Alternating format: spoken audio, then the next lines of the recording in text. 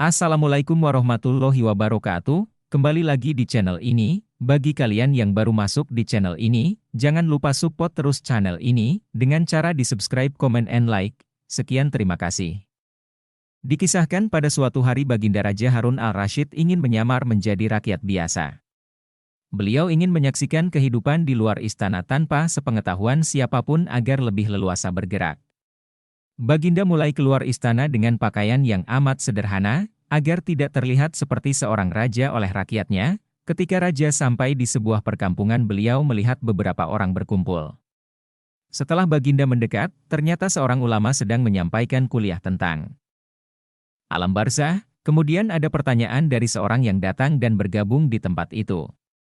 La bertanya kepada ulama tersebut, "Kami menyaksikan orang kafir pada suatu waktu dan mengintip kuburnya, tetapi kami tiada mendengar mereka berteriak dan tidak pula melihat penyiksaan-penyiksaan yang katanya sedang dialaminya. Maka bagaimana cara membenarkan sesuatu yang tidak sesuai dengan yang dilihat mata?"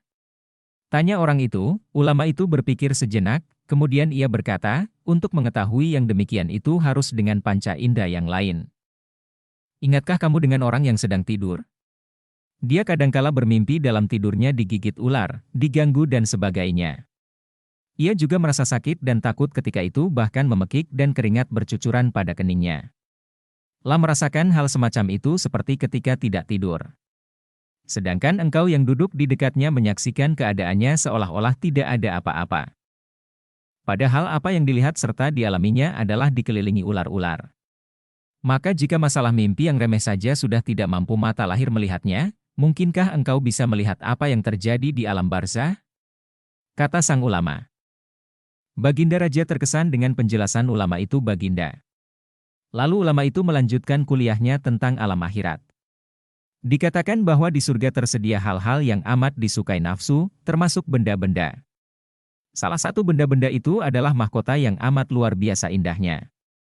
Tak ada yang lebih indah dari barang-barang di surga karena barang-barang itu tercipta dari cahaya.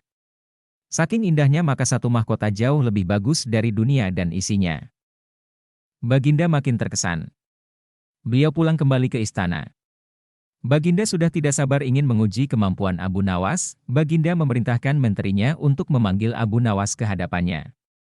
"Aku menginginkan engkau sekarang juga berangkat ke surga, kemudian bawakan aku sebuah mahkota surga yang katanya tercipta dari cahaya itu. Apakah engkau sanggup, Abu Nawas?"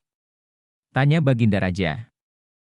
"Sanggup, Paduka yang mulia," kata Abu Nawas, langsung menyanggupi apa yang mustahil dilaksanakan olehnya itu.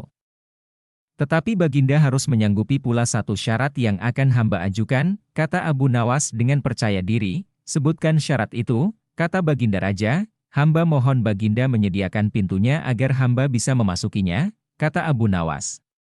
"Pintu apa?" tanya Baginda belum mengerti. "Pintu alam akhirat," jawab Abu Nawas. "Apa itu?" tanya Baginda ingin tahu. "Kiamat, wahai Paduka yang mulia. Masing-masing alam mempunyai pintu.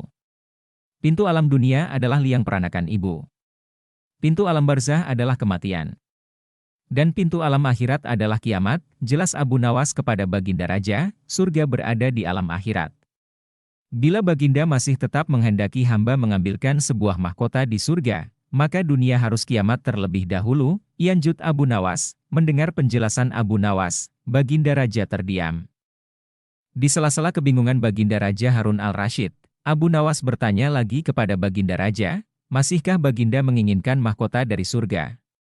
Tanya Abu Nawas. Baginda Raja tidak menjawab. Beliau diam 1000 bahasa.